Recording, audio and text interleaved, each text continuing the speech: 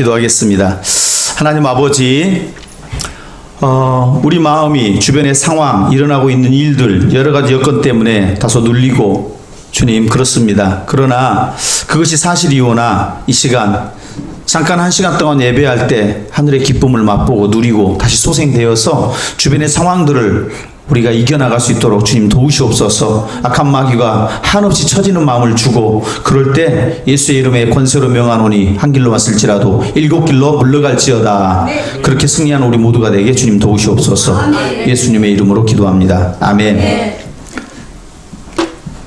30년간 성인 남성 교육을 한 리처드 로라는 카톨릭 수사가 있었다고 합니다. 이 사람이 30년간 남성들을 가리키면서 해보면서 자신의 경험을 토대로 5가지 사실을 정리했다고 해요. 남성들, 성인 장년 남성들이 알아야 될 이것을 알면 다른 인생을 살더라. 본인이 첫 번째는 뭐냐? 죽음을 기억하라. 우리 성인 남성들에게 죽음은 인생의 스승이다. 가까이 자기 삶에 가까운 데에서 죽음을 경험한 사람은 인생을 사는 자세가 다르다. 죽음을 가까이서 두고 가까운 사람들, 아주 나의 친한 사람들의 죽음을 본 사람들은 인생을 사는 자세가 다르다. 근데 한 번도 그런 걸 보지 못한 사람은 뭐 사람이 죽나? 그래서 그냥 영원할 것처럼 이렇게 살고 오해를 하고, 그래서 죽음을 가까이 하고 기억할 수 있다면 삶의 방식이 바꿔질 수 있다. 두 번째는 삶이 힘들다라는 것을 기억해라. 네. 유명한 농구 선수가 그러더라고요. 노력하는 자보다 또 그보다 더 즐기는 자를 이길 자가 없다. 다 뻥입니다. 농구를 해봤는데 정상에까지 올라간 선수인데 매 순간순간 한 해 경기 뛰고 나면 내년에는 안 해야지, 이제 그만둬야지 하고 또 전지훈련 가게 되고 또 그렇게 가다 보니까 됐지 한순간도 쉬운 순간은 없었다. 삶이 낭만적이라는 사실을 잊어버려라.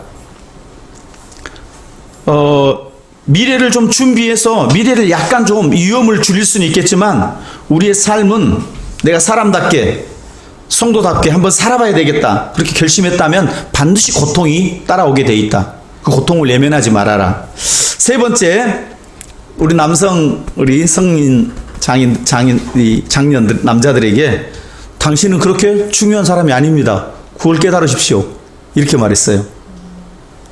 일반적인 정서하고는 안 맞죠? 자기 스스로가 히어로, 영웅이라는 그 소년 의식 때, 젊었을 때 아주 영웅 같은 슈퍼맨 옷 입고 쫙 돌아다니던 그런 시절, 성인이 돼가지고도 자기가 슈퍼맨 옷을 입고 아파트 바깥으로 막 뛰어내리려고 하는 그런 유아적 발상에서 벗어나십시오. 당신은 그렇게 중요한 사람이 아닙니다. 사람들의 90%는 당신이 고통스럽다고 말해도 그것에 관심이 없습니다. 나머지 10%도 당신이 고통스러워하면 오히려 그것을 축하합니다. 네 번째 기억해야 될 사실은 당신의 삶은 당신의 것이 아닙니다. 당신이 지금 열심히 산다고 사는데 그 자기 중심성, 그것에서 벗어나는 것. 당신이 세상의 중심이 아니라는 것뿐만 아니라 당신이 타자, 당신 외의 다른 것에 자기 자신을 잃어버릴 정도로 몰입할 때, 헌신할 때 가장 강력한 삶의 행복과 진정한 가치를 발견하게 될 것입니다. 우리 스스로를 중요하지 않다라고 생각할 때 다른 사람의 중요성을 인식하게 되고 그때부터 참 자유를 누리기 시작하게 될 것입니다. 다섯 번째, 삶의 결과는 당신의 손에 달려있지 않습니다. 당신이 그 결과를 컨트롤하거나 그 결과를 만들어낼 수 있는 게 아닙니다. 당신이 최선을 다할 수 있을지는 모르겠지만 그 결과를 당신이 책임질 수 없다는 것은, 당신 손 밖에 있다는 것은 사람들과, 당신이 특별히 속해 있는 가족들과 교회 공동체와 또 직장의 일원들과 연대해야 된다는 걸 말한다. 공동체에 대한 당신이 신뢰를 해야 된다. 당신 스스로 해낼 수 없기 때문이다. 그 결과가 당신 손에만 달려있다? 그렇지 않다. 그래서 당신이 속한 공동체에 대한 책임감을 경험하고 나면 그때부터 느끼는 새로운 행복이 있을 것입니다. 5가지입니다. 여러분 혹시 생명을 걸고 일해도 가치가 있고 그 생명을 걸고 시간을 투자하고 모든 것을 다 바쳐도 후회가 되지 않고 그런 일을 인생에서 발견하셨습니까? 지금 하고 있는 일이 그런 일입니까? 생명이 아깝지 않은 그런 사명을 발견만 했다면 그 사람은 행복자고 지금 그 일을 하고 있다면 그 사람은 행복자 중에 행복자죠. 당신은 무엇 때문에 고난을 당하고 있습니까? 오늘 본문 한번 보겠습니다. 17장 5절 사도행전 시작. 그러나 유대인들은 시기하여 저자의 어떤 불량한 사람들을 데리고 와 때를 지어 성을 소동하게 하여 야손의 집에 침입하여 그들을 백성에게 끌어내보자 찾았으나 지금 빌립보 교회 전도 마치고 데살로니가 가서 전도하다가 일어난 상황이고 잠시 후면 베레아 가고 베레아에서 잠시 오늘 본문은 아테네에 간 상황인데 지금 아테네에 도착했어요. 데살로니가 바울과 실라가 전도를 했는데 어떤 사람은 복음을 받아들였어요. 근데 어떤 사람은 그 복음을 받아들이지 않고 오히려 바울과 실라를 찾아내서 그들을 지금 그들에게 꽉 끌고 가서 또 뭔가를 일으키려고 하는 일들입니다. 17장 5절 당신은 무엇 때문에 울고 있습니까? 17장 16절 한번 보겠습니다. 시작. 바울이 아테네에서 그들을 기다리다가 그 성에 우상이 가득한 것을 보고 마음에 격분하여. 지금 사도 바울이 마음이 격분한 사건이 나오는데 특별히 아테네에 도착해가지고 가보니까 온 땅이 아테네 신전 무슨 파르테논 신전 해가지고 그냥 가는 데마다 그 우상으로 가득 차 있는 제우스 할 거 없이 그걸 보고 격분합니다. 우리는 무엇 때문에 울고 웃습니까? 격분합니까?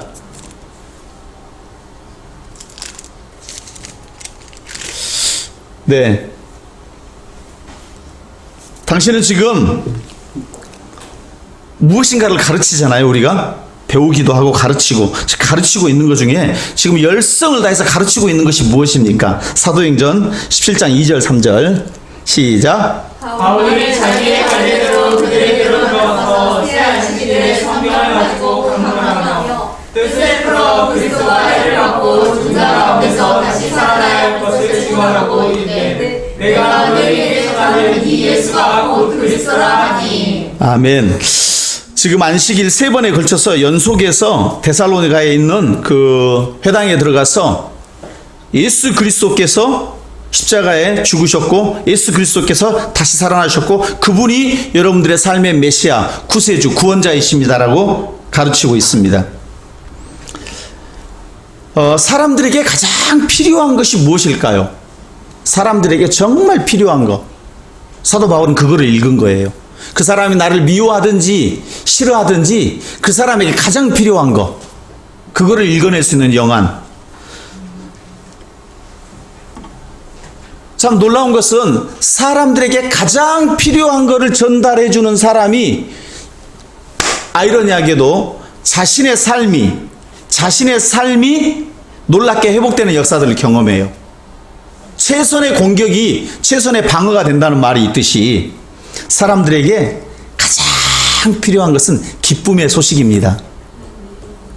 기쁘십니까? 기쁨들을 다 잃어버리고 삶의 현장에서 투쟁적으로 전투적으로 살다 보니까 마음에 기쁨이 하나도 없는 우리들에게 가장 필요한 것, 그것이 무엇일까요? Good news, 복음, 복된 소식. 왜 사람들은 복음이 필요합니까? 그들은 불안과 두려움에 사로잡혀 있기 때문입니다. 본인은 아니다라고 좋은 옷을 입고 무화과 나뭇잎으로 온갖 치장하고 멋있게 하고 딱 이렇게 없어도 있는 것처럼 그렇게 헛세를 부리지만 우리 인생 모든 인간들에게 가장 필요한 것은 무엇이냐? 사도행전 17장 22절 23절 한번 읽어볼까요? 모든 인류가 얼마나 불안하게 사는지 시작. 바울이 아레오바하고 가운데 서서 말하되 아덴 사람들아 너희를 보니 범사에 종교심이 많도다. 내가 두루 다니며 너희가 위하는 것들을 보다가 알지 못하는 신에게라고 새긴 단도 보았으니 그런즉 너희가 알지 못하고 위하는 그들을 내가 너희에게 알게 하리라. 아멘. 너희들이 참 종교성이 많구나. 그러니까 비나이다 비나이다. 신전을 얼마나 크게 지어놨는지. 이 아테네 서북 쪽에 아레오바고라는 것은 공설 운동장 같은 그 일종의 회의장이에요. 여기 서가지고 막 연설도 하고, 아테네 같은데 그런 문화 보면 그러잖아요. 딱 한 사람이 나와가지고 자유롭게 자기 철학을 이야기할 수 있는 그런 분위기들. 그런데 이들이 종교성이 많은데 섬기다가 신들을 만들어도 평안이 없으니까 혹시 우리가 알지 못한 어떤 신이 그런 신이 있지 않겠냐. 그 알지 못하는 the unknown, 그 어떤 알지 못하는 신비한 그 신이라도 우리의 제사를 받고 우리의 마음을 달래주고 위로했으면 좋겠다. 그분이 누군지 모르지만 혹시 우리가 섬긴다고 섬기는 이 9,999가지의 신 말고도 어떤 또 다른 신이 혹이 있다면 그 신을 달래야 되지 않겠느냐. 종교심이 있다는 것은 불안하다는 거예요. 두렵다라는 거예요. 우리가 불안한 존재라는 것을 인정할 때 신앙의 여정이 비로소 출발합니다. 인간의 종교성이 있다는 것은 하나님의 선물이죠. 선악과 사건 이후에 끊임없이 불안한 인간들은 그 불안을 만족시키기 위해서 여러 가지 합니다. 선행, 철학, 종교, 각종 구제, 모든 활동, 과학, 지식, 탁월한 어떤 기술, 모든 걸 다 해봐도 거기 안에 참된 만족함이 없는 거예요. 공무원들이 직장이 안정되면 최고로 좋을 것 같지만 너무 무료하니까 도박에 빠지고 이태원 클럽에 가고 각종 자극적인 일들을 또 시작하는 거예요. 무료하기 때문에.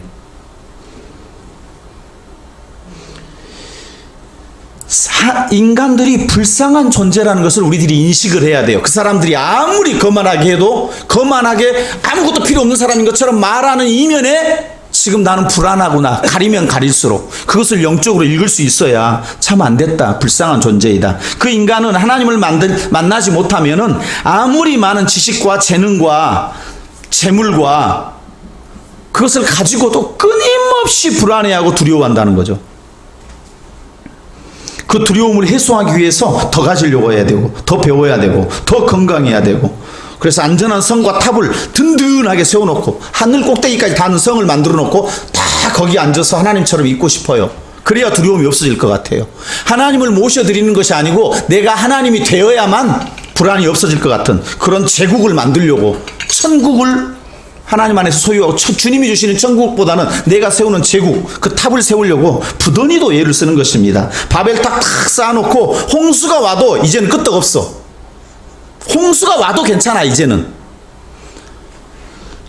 창세기 11장 3절 4절입니다. 시작. 서로 말하되 자 벽돌을 만들어 견고히 굽자 하고 이에 벽돌로 돌을 대신하며 역청으로 진흙을 대신하고 또 말하되 자 성읍과 탑을 건설하여 그 탑 꼭대기를 하늘에 닿게 하여 위에 이름을 내고 온 지면에 흩어짐을 면하자 하였더니, 탑을 만들어 놓고 역청을 쫙 바릅니다. 그 물이 안 들어오게. 노아의 방주 안팎에 발랐던 그런 역청들, 그런 기술들을 가지고 물이, 하나님께서 물 심판 이제는 전 지구적 심판은 없다 그랬는데도 또 만들어내고, 생육하고 번성하고 온 땅의 지면에 충만하라 그랬는데 우리는 우리끼리 뭉쳐가지고 잘 되겠다는 거예요. 인간은 범죄하면 필연적으로 그 범죄를 가리기 위한 어떤 행동을 합니다. 창세기 2장 6절 7절입니다. 시작. 여자가 그 나무를 본즉 먹음직도 하고 보암직도 하고 지혜롭게 할 만큼 탐스럽기도 한 나무인지라. 여자가 그 열매를 따먹고 자기와 함께 있는 남편에게도 주매 그도 먹은지라. 이에 그들의 눈이 밝아져 자기들이 벗은 줄을 알고 무화과 나무 잎을 엮어 치마로 삼았더라. 그 전에는 부부간에 아담과 하와, 아담과 이브, 하와가 이브고 왜 이브가 또 하와가 이름이 두 개가 있냐 헷갈린다 이런데, 히브리어는 하와예요. 근데 그것이 헬라어로 되고 라틴어로 되고 또 영어로 되고 한글로 오면서 영어로 이브로 이렇게 된 겁니다. 근데 같아 그냥 특별히 따지질 않고 같이 써. 헬라와 이브를, 하와와 이브를. 우리 하나님 오늘 아침에 하와와 이브 물어보던데, 사랑하는 우리 차경이 이모 옆에 가서 거기서 예배 드리세요. 그쪽에 앉으셔가지고 그 언니 예배하는데 방해하고 계십니까? 자, 죄를 범한 인간들은 제일 먼저 하나님께로부터 도피하려고 합니다. 하나님께 품 안에 파고드는 그런 존재가 아니죠. 어떤 강아지는 애교는 보니까 주인이 확 뭐라고 하니까 뭐라고 하면서 막 주인의 품 안으로 파고들더라고요. 그러니까 주인이 하다가도 이뻐가지고 하다가도 그냥 막 껴안고 또 먹을 거 또 주고 막 그러는 걸 봤거든요. 우리 인간들이 그렇지 않다는 거예요. 복의 근원이신 하나님으로부터 피하는 것이 제일 상수라는 거예요. 죄를 범하고 나면. 삶 자체가 완전히 황폐해져 버리고 저주만 가득할 뿐인데 회개하고 나아갈 생각을 못해요. 우리 인간들이 다 그래요. 자신의 수치를 가리는 데만 급급합니다. 둘이 아담하고 하하고 둘이 벌 벗고 있었어요. 둘 다 전혀 수치스럽지 않았어요. 근데 선악과 사건 딱 벌어지고 나서 갑자기 두 사람이 벗은 것이 수치스러운 거예요. 신기하죠. 보이지 않는 것이 보이기 시작하는 거예요. 우리 눈에 쏙쏙쏙 들어오는 것들 있죠. 그것들 하나님 좀 가려버리면 좋겠어요. 그러면 한없는 자유함을 누리는데 다 보니까 힘들죠. 그게 안 보였으면 얼마나 좋겠어요. 창세기 2장 8절 10절에 시작. 그들이 그날 바람 불 때 동산에 거느시는 여호와 하나님의 소리를 듣고 아담과 그의 아내가 여호와 하나님의 낯을 피하여 동산 나무 사이로 숨은지라. 숨어도 거기가 하나님 동산이죠. 하나님 안 계신 곳이 없으니까 숨은다고 그러는데 숨을 수 있겠어요? 하나님 저는 피하지를 못하죠. 여호와 하나님이 아담을 부르시매 그에게 이르시되 내가 어디 있느냐. 하나님 몰라서 물어보는 거 아니죠? 네 어디로 숨은 거 내가 다 알고 있어. 이르되 내가 동산에서 하나님의 소리를 듣고 내가 벗었으므로 두려워하여 숨었나이다. 너 벗은 걸 어떻게 알게 되니? 그 전에도 원래 벗은 상태였는데. 원래 우리는 무에서 왔다 무로 가는 존재인데 어떻게 네 수치를 깨닫게 됐니? 수치를 깨달으니까 때가 많으면 목욕탕에 가야 되는데 때가 많으니까 목욕탕에 막 못 가는 거예요. 이때 보면 사람들이 얼마나 나를 뭐라 그럴까? 부족함이 많을수록 교회에 나와야 되는데 이제 가면 목사님 나한테 뭐라 그럴까? 더 못 나오는 거예요. 자유하라고 해도. 인간은 하나님께서 은혜를 베풀어 주셔야만 살 수 있습니다. 21절입니다. 2장 시작. 여호와 하나님이 아담과 그의 아내를 위하여 가죽옷을 지어 입히시니라. 무화과 나무로 그들을 가죽옷을 지어 입혀주는 거예요. 동산에 거니시면서 바람 불 때, 산들바람이 불 때, 아담과 하와가 범죄했는데도 하나님께서 굉장히 차분하세요. 이런 불안한 우리들이 우리 마음의 안도감과 참된 만족을 누릴 수 있는 것. 참된 만족은 우리의 만족은 오직 하나님으로부터 나느니라. 남편이 정말 잘하면 여러분 안에 참된 만족이 오는 거 아니에요. 그렇지 않습니다. 자식이 정말 잘하면 참된 만족이 오느냐? 그렇지 않아요. 목사님이 진짜 잘하면 여러분에게 참된 만족이 올 것 같죠. 그 위에 있는 또 상위 버전의 그릇이 하영기 목사님밖에 안 되는데 이 그릇에게 하용조 목사님이 그릇이 되라 그러면 그게 감당이 되겠습니까? 주신 분량만큼 감당해 가야죠. 아멘. 우리의 만족은 누구로부터? 하나님으로부터. 하나님을 만날 때에만 인격적으로 그럴 때에만 만족함을 누릴 수 있어요. 그러니까 얼마나 헛된 것을 가지고 다른 사람이 잘하면 내가 만족함을 누리겠다는 거예요. 그 사람이 잘 못하면 나는 만족함을 못 누리겠다는 거. 근데 그 사람은 죽을 때까지 잘할 일이 없어요. 해도 한계에 부딪혀요, 인간이란. 그럼 나는 영원토록 만족함을 못 누리는 거예요. 그래서 내 만족은 누구로부터 누려야 되느냐? 하나님 한 분으로부터 만족을 충분하게 누려야 돼요. 그래야 스데반 집사처럼 용서도 충분하게 경험해야 용서할 수 있고, 돌에 맞아도 용서가 된다는 것은 이미 그 전에 수도 없는 용서를 스데반 집사가 스스로 경험한 거예요. 말씀으로 치유함을 얻은 거예요. 자유함을 얻은 거예요. 사도행전 7장 24절 25절. 자, 창조주 하나님을 만나야 돼요. 구속주 하나님보다는 창조주 하나님을 먼저 우리 눈에 만들어주신 하나님을 먼저 만들어요. 피조세계를 보면서 시작. 우주와 그 가운데 있는 만물을 지으신 하나님께서는 천재의 주제시니 손으로 만든 전에 계시지 아니하시고 또 무엇이 부족한 것처럼 사람의 손으로 섬김을 받으시는 것이 아니니 이에 만민에게 생명과 호흡과 만물을 친히 주시는 이심이라. 아멘. 온 천한 만물을 만드신 창조주, 조물주, 크리에이터, 크리처들을 만드신 크리에이터. 그분은 만드시고 나면은 시계 탭 한번 돌려놓으면 시계가 알아서 삥삥 도는, 이렇게 자기 혼자 가는 게 아니고 끊임없이 돌보시고 책임지신단 말이죠. 만들어 놓고 방치해버리는 분이 아니시고 끊임없이 관리하시고 섭리하시고 개입하시고 도우시고 인도하시고 모든 선한 것을 주셔서 그 은혜로 우리가 살아간단 말이죠. 알지 못하는 신을 갈망한다는 것은 인간이 두려움에 빠져 있다는 것이고, 알지 못하는 신을 갈망한다는 것은 아직은 참 신을 만나지 못했다는 증거이고, 복음의 시작은 창조주 하나님을 인정하는 데에서부터 시작합니다. 그래서 창조주 하나님, 나를 만드신 하나님을 인정할 때 연약함과 두려움, 나를 만드신 분이 책임지시겠구나, 매뉴얼을 가지고 계시니까 나의 각종 목마름으로부터, 그 가람으로부터 그 목마른 거를, 갈증을 달래줄 수 있겠구나. 창조주 하나님은 만물을 창조하시고 다스리시고 복주시고 책임지시는 하나님이신데, 섭리하시는 하나님이신데, 그 하나님은 어떤 형태로도 형상화될 수가 없어요. 돌, 금, 목석, 주상, 어떤 것으로서. 하나님의 형상을 닮은 유일한 존재는 인간입니다. 근데 그 인간이 자기를 형상으로, 하나님의 형상으로 만들어줬는데, 그 형상으로 만들어진 인간이 어떤 돌을 만들어 놓고 그거를 하나님의 형상이라고 섬길 때 얼마나 역전되는 이 피조 세계가, 질서가 흐트러져 버리겠습니까? 제우스, 지금 아레오바고에서 이렇게 보면은 도처에가 신당이 다 깔아져 있어요. 그런 너희들이 손으로 만들어 놓은 그런 신당에, 그런 전에 갇혀 계시는 분이 하나님이 아니다. 공식적으로 기계적으로 임하는, 너희들이 가서 거기서 모여서 주문을 내오면 그걸 너희 신이 듣는다고 하는데, 그런 분이 아니고 하나님은 인격적인 분이시고 영이시고, 겸손하게 그분을 인정하고 인격적으로 초청할 때 영으로 만나볼 수 있는 거지, 너희들이 눈으로 그렇게 가시적으로 만들어 온 목석이나 주석이나 이런 것으로 될 수 있는 것이 아니다. 우상, 그것들이 귀한 것이 아니고 인간이 귀한 것이다. 모든 인간이 그의 소유가 되신다. 그의 형상이 된다. 사도행전 7장 28절 시작. 우리가 그를 힘입어 살며 기동하며 존재하느니라. 너희 시인 중 어떤 사람들의 말과 같이 우리가 그의 소생이라 하니. 이 그의 작품,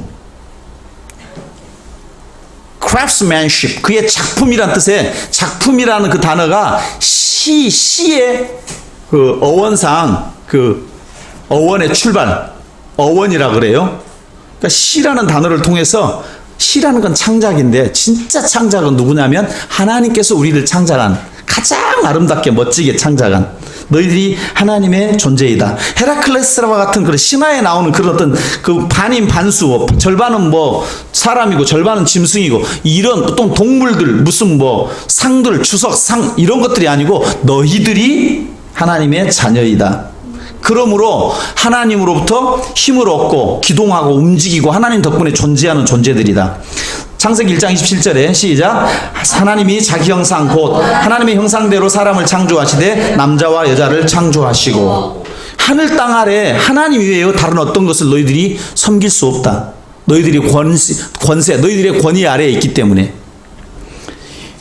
그 우리가 아담 선악과 사건 이후로 우리 하나님의 형상을 가지고 있는 그 형상을 잃어버렸기 때문에 그 형상을 회복시켜주기 위해서 예수 그리스도께서 이 땅에 오셨어요. 참 하나님의 형상, 본질, 본체 자체셔요. 골로새 1장 15절 시작. 그는 보이지 아니하는 하나님의 형상이시요 모든 피조물보다 먼저 나신 이시니. 그래서 그 어떤 것도 돌아가셔버리면, 죽어버리고 나면 그 어떤 것도 우리는 신으로 섬기지 않습니다. 나도 내 자식들에게 죽으면 나를 신으로 섬기라고 하지 않아요.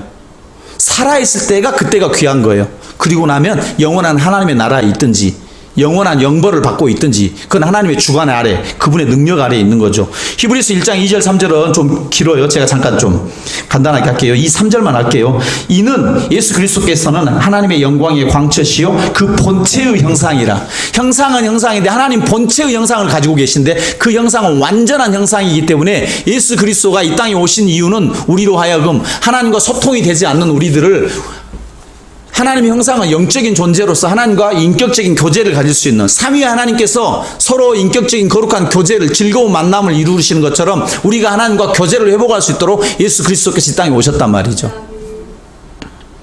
사도행전 7장 29절에 그래서 이와 같이, 여기는 같이 보죠. 시작. 이와 같이 하나님의 소생이 되었은즉 하나님을 금이나 은이나 돌에다 사람의 기술과 고안으로 새긴 것들과 같이 여길 것이 아니니라.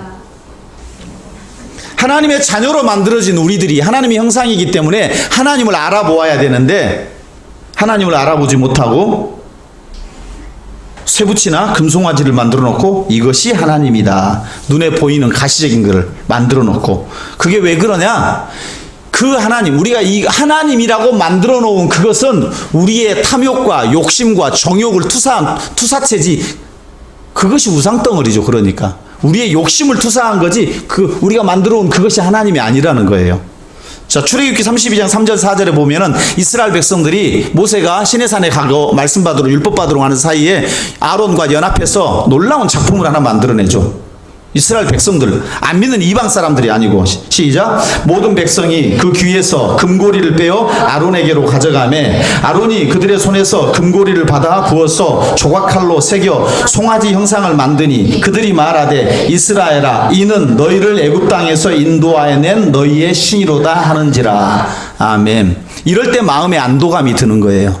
하나님이 눈에 딱 보이게 송아지 형상으로 딱 있어가지고 금으로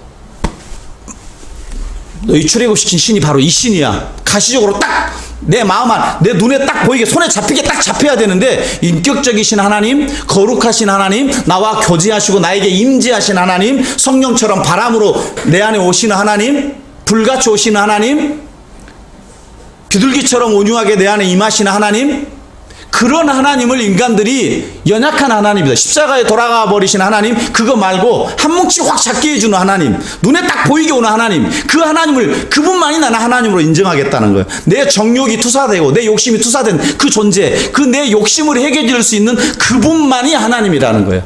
내 소원이 성취되든 성취가 되지 않든 하나님은 신실하세요. 한결같으세요. 여러분 이 시간에도 돌보고 계세요. 그렇지 않았으면 우리 벌써 코로나다. 한두 사람은 걸렸을 건데 하나님께서 다 지켜주시는 거예요. 아멘. 아멘. 그 이미 코로나 바이러스 여러분 다 주변에 왔었어요. 공기 중에. 그게 그 사회적 거리 2m가 괜히 2m가 아닙니다. 그 침을 뱉어가지고 혹시 기침 한번 날아갈 수 있는, 그게 뭐 수억만 개의 그 세포들이 공중에 퍼져가지고 일정 시간 동안 있다가 사라지고 연약하고 면역성이 약한 사람들은 걸려 넘어지고, 여러분들 늘 감사하고 기쁘고 하니까 왔더라도 다 물리치고 이기고 승리한 거예요. 지켜주셔서 여기까지 온 것입니다.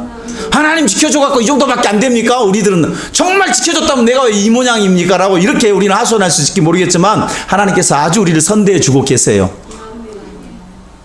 만 개의 입을 가지고 감사합니다. 만입이 내게 있으면 그 입 다 가지고 내 구주 주신 은총을, 은혜를, 사랑을 늘 찬송하겠네. 이 하나님입니다. 금송아지 만들어 놓고 이스라엘 백성이 그런 것처럼 내가 어떤 하나님을 조각해 놓고 이런 분이 내 하나님이다. 심지어 욥도 그래요. 욥의 생각을 완전히 하나님이 완전히 깨트려 버리죠.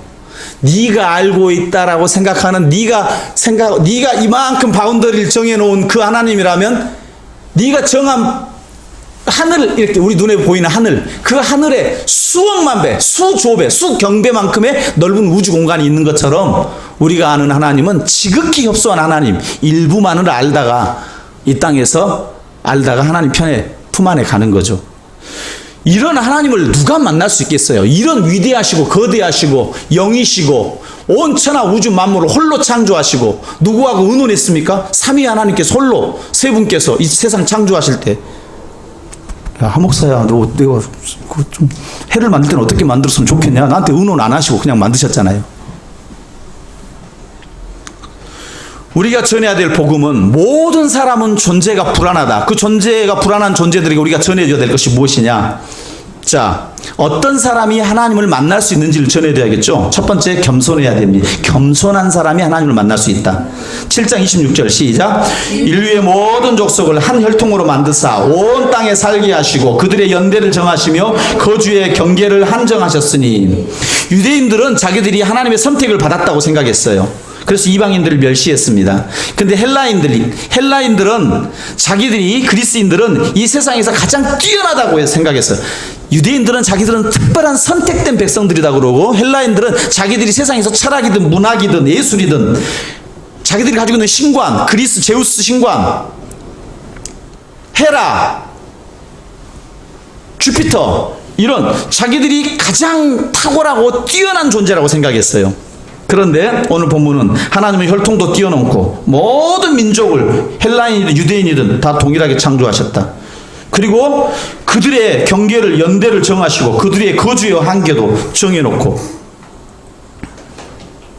하나님 어떤 한 민족만을 편애하시고 그렇게 창조하신 게 아니고 모든 인류를 아담 하나 만드실 때 같이 그 안에 후손으로 다 만들어 놓은 거죠. 그래서 이 하나님을 알면 유대인도 그러고 헬라인들도 그러고 겸손할 수밖에 없다. 철학을 통해서 과학을 통해서 모든 문제를 해결하려고 했던 헬라인들에게 지금 아테네 사람들에게 바울이 전하는 거예요. 진리는 구세주는 여러분 밖에 있습니다. 여러분 문제 해결책은 여러분 안에 있지 않습니다. 여러분 밖에 있어요. 여러분 밖에서 임해 와야 문제가 해결되지 여러분의 노력에 있지 않습니다. 근본적인 문제는 하나님께로부터 직접 와야 그게 도움이 돼요. 하나님 만나야만 해결되는 거죠. 그래서 그들은 헬라인들, 이 아테네 사람들은 이 진리를 접하기 전까지 모든 자연물이 신성하죠. 어디서 해결책이 올지 하나님을 부인하다 보니 자기가 접하고 있는 모든 사물, 이 피조 세계가 혹시 그 안에 숭배의 대상이 돼야 되고 혹시 그 안에서 어떤 도움이 올까? 혹시 그 안에 뭔가 좀 새로운 것이 있지 않을까? 두 번째, 유대인이나 헬라인이나 회개해야 됩니다. 7장 30절 시작. 알지 못하던 시대에는 하나님이 관가하셨거니와 이제는 어디든지 사람에게 다 명하사 회개하라 하셨으니. 네, 조선시대 이순신 장군과 세종대왕은 구원받았습니까? 못 받았습니까? 지금도 이 질문 계속 던지고 크리스천들이. 자, 그건 하나님께 맡기세요. 하나님만이 아셔요. 중요한 건 뭐냐면 내 문제예요, 내 문제. 그때는 알지 못하던 시대는 간과하셨거니와 지금 너는 복음을 듣는 너희는 지금 뭐 해야 돼요? 네가 지금 회개하냐 회개하지 않느냐, 복음을 받아들이냐 안 받아들이냐, 그것이 하나님께서 관심이 있지. 이순신하고 세종대왕은 내가 알아서 했으니까 그것은 걱정하지 말으라고. 네 권한밖에 문제니까 걱정하지 말고 나한테 맡기라고. 지금 너는 우상숭배의 죄를 회개해야 된다. 말씀에 불순종하는 것을 회개해야 된다. 없으면서 있는 것처럼 포장했던 것을 회개해야 된다. 모르면서 아는 것처럼 했던 거 포장해야 된다. 그거 회개해야 된다. 거룩하지 못하면서 거룩한 것처럼 했던 거 그거 회개해야 된다. 가족이나 교회나 사회 공동체나 이 나라의 민족에 대해서 완전히 무관심해버렸던 것 그거로부터 회개해야 된다. 다 회개투성인데 디모데후서 3장 1절 4절에 보면 마지막 때 뭐 다 있으니까 1절부터 4절 다 빼고 다 돈을 사랑하고 자기 자랑하고 비방하고 한번 상처받으면 마음을 안 풀고 감사하고 원통함을 안 풀고 모함하고 조급하고 어찌 그리 성질은 사나운지 조금만 힘들면 확 때려치우고 다른 데 가려고 그러고 거기 가면 또 해결책이 또 있을 줄 알고. 여러분 거기서 해결 안 되면 다른 데 가서도 해결 못 해요. 더 큰 데 가면 해결될 줄 알죠. 그 작은 데에서도 해결이 안 되는데 더 큰 데 가면 해결되겠어. 더 문제가 더 꼬이지. 눈앞이 가려가지고 맹인처럼 한 치 앞도 안 보이는 거예요. 현재의 삶에서 그 바운더리 내에서도 해결을 못 하는데 거기 안에서 기도로 감사로 해결하지 못하면 또 다른 데 가면 뱀을 피하면 누가 나타나 버려? 스콜피온이 나타나 버려. 100배의 독을 가진 전갈들이. 지금 있는 사람이 좋은 거예요. 구간이 명관인 거예요. 경건의 모양은 있으나 한마디로 말해서 보다 경건의 능력은 없어요. 교회는 부지런히 다니나 용서할 힘도 없고 용서받은 곁도 없고 하나님의 경험, 말씀을 경험하지 못하는 거죠. 치유를 경험하지 못하니까 다른 사람을 용서할 수도 없고. 세 번째, 첫 번째가 겸손해야 된다. 두 번째, 겸손하면 회개해야 된다. 세 번째, 심판과 부활을 믿어야 된다. 7장 31절 32절 시작. 이는 정하신 사람으로 하여금 천하를 공의로 심판한 날을 작정하시고 이에 그를 죽은 자 가운데서 다시 살리신 것으로 모든 사람에게 믿을 만한 증거를 주셨음이니라 하니라. 그들이 죽은 자의 부활을 듣고 어떤 사람은 조롱도 하고 어떤 사람은 이 일에 대하여 내 말을 다시 듣겠다 하니, 이 말이 복잡하니까 쉽게 말해서 이는 정하신 사람으로, 이게 무슨 말이냐면 예수님 한 분을 통해서 그분이 십자가에서 죽으시고 부활하심으로 그분을 통해서 한 날짜를, 한 날을 정해서 A day of judgment, 심판의 날에 한 날이 있는데 그날 다 심판 받는단 말이에요. 교회란 무엇이냐? 기말고사를 준비시키는 기관이 교회예요. 그날 심판 당할 때, 하나님 앞에 심판 당할 때, 그때 잘했다, 착하고 충성된 종아, 칭찬받을 것이냐? 이 게으르고 악한 종아, 너 뭐다 왔냐? 그 많은 시간들, 그 귀한 시간들 가지고 불평, 원망, 저주만 쏟아붓고 사람들 사랑하지 못하고 그러다 왔느냐? 반드시 사람이 한번 죽게 된다. 그리고 나서 심판이 있다. 그리고 심판 전에 부활이 있어야 되겠죠. 히브리서 9장 27절 시작. 한 번 죽는 것은 사람에게 정해진 것이요 그 후에는 심판이 있으리니. 너 그 많은 시간들을 줬는데 하나님께서 잘했다 칭찬해 줄 것이냐? 로마서 1장 3절 4절에도 다시 말해서 육신으로 다해서 혈통으로 오셔가지고 십자가에 지시고 그리고 나서 뭐 하셨어요? 부활하셨어요. 죽은 자 가운데서. 자, 이런 하나님을, 자, 네 번째, 자, 겸손하고 회개하고 십자가와 부활을 믿는 그런 사람이 하나님이 멀리 계신 게 아니라 가까이 계시다. 아주 가까이 계시다. 여러분 아내보다 남편보다 자식보다 더 가까이, 밥보다 더 가까이 하나님이 여러분 안에, 우리 안에 와 있어요. 27장 27절 시작. 이는 사람으로 혹 하나님을 더듬어 찾아 발견하게 하려 하심이로되 그는 우리 각 사람에게서 멀리 계시지 아니하도다. 아멘. 천국은 마치 밭에 감추인 보화. 그 밭은 그 사람들에게 아주 일상적인 삶의 영역이란 말이에요. 천국은 회개하라. 천국이 가까이 왔느니라. 누구든지 누릴 수 있는 곳이 천국이다. 아멘. 사람들이 의사소통을 잘하면 그곳이 천국이 있는 것이 아니고 회개할 때, 복음을 받아들일 때 참된 기쁨과 천국을 맛볼 수 있다. 너희들이 이 땅에서 아주 가까이 했다. 만물의 이치를 깨닫으려고 헬라인들이 호기심을 가지고 철학과 문학과 모든 예술을 발전시켰지만 그 만물의 이치를 다 깨닫는다고 자부했지만 정작 가장 가까운 진리, 예수님의 십자가의 희생도 부활도 나와 거리와 너무 먼 게 아니고 지금 바로 네 앞에 와 있다. 지금 복음으로 와 있지 않느냐. 이사야 55장 6절 7절에 이렇게 말합니다. 시작. 너희는 여호와를 만날 만한 때에 찾으라. 가까이 계실 때에 그를 부르라. 악인은 그의 길을, 불의한 자는 그의 생각을 버리고 여호와께로 돌아오라. 그리하면 그가 긍휼히 여기시리라. 우리 하나님께로 돌아오라. 그가 너그럽게 용서하시리라. 야고보서 4장 8절. 하나님을 가까이 하라. 그리하면 너희를 가까이 하시리라. 죄인들아 손을 깨끗이 하라. 두 마음을 품은 자들아 마음을 성결하게 하라. 아멘. 이 세상의 괴로운 마음이 뭐냐면 두 마음을 품는 거예요. 부부의 세계에서 아내를 그 이상한 그 남자는 나 미치겠다고. 왜냐하면 김희애도 사랑이 되고 그 여자도 함소희도 사랑이, 두 여자가 다 사랑이 된다고. 미치겠다는 거예요. 두 마음. 한 마음을 품어버리잖아요. 너무 단순하고 참된 평안이 찾아옵니다. 이럴까 저럴까, 예수님을 따를까 세상 것을 따를까, 교회를 나갈까 말까, 이 교회가 목사님이 한다고 하는데 정말 진리를 선포하는가, 너무 갈등이 많은 거예요. 그냥 딱 마음이 단순해지잖아요. 한없는 자유함을 누릴 수 있어요. 계시록 3장 17절 시작. 내가 말하기를 나는 부자라 부유하여 부족한 것이 없다 하나 내 곤고한 것과 가련한 것과 가난한 것과 눈먼 것과 벌거벗은 것을 알지 못하는도다. 나만 몰라요. 내가 지금 부자인 것 같아. 근데 주님께서 보시니까 너 벌거벗었구나. 나 부족한 것이 없다 그런데 너 부족한 거 투성이구나. 나 부자라 그런데 가난하구나. 나 다 본다 그런데 눈이 멀었구나.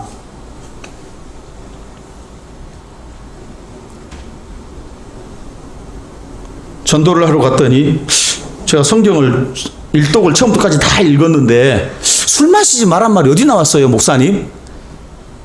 민수기 6장 가서 읽어보세요. 나시린으로 부름 받으면은 포도